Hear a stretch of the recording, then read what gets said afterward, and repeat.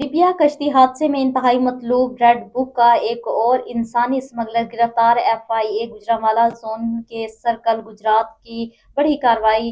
वजारत दाखिला की जारी करदा रेड बुक के सीरियल नंबर 84 पर इंसानी स्मगलर वकास अली उर्फ वकास भट्ट गुजरात से गिरफ्तार मुलजिम शहरियों को गैर कानूनी समंदरी रास्तों के जरिए लिबिया के बजरिया कश्ती यूनान भिजवाता था।